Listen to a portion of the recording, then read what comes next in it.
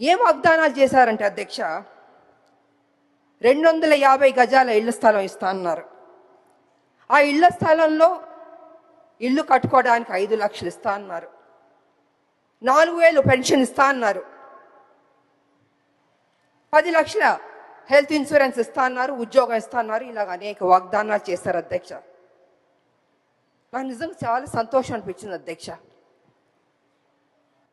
కానీ ఏమైందంటే అధ్యక్ష, అధికారంలోకి వచ్చింది కాంగ్రెస్, అన్నీ జరిగిపోయినాయి అధ్యక్ష. చూస్తూ చూస్తూ 2 సంవత్సరాలు అయిపోయింది అధ్యక్ష. ఇంతవరకు మా ఉద్యమకారులకి మా ప్రభుత్వం ఇవ్వలేదు అధ్యక్ష. అది కొంచెం నాకు బాధగా అనిపించింది అధ్యక్ష.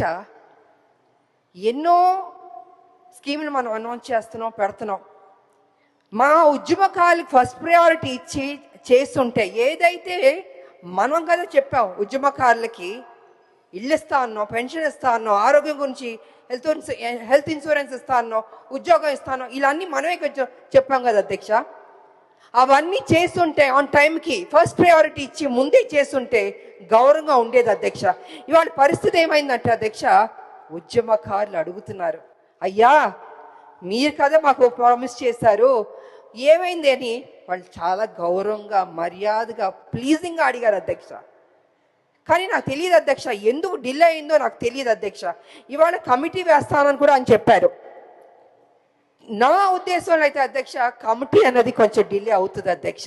ఇప్పటికే 2 ఏళ్ళు అయిపోయింది, 2 ఏళ్ళు పైన అయిపోయింది మా ప్రభుత్వం వచ్చి, కాంగ్రెస్ ప్రభుత్వం.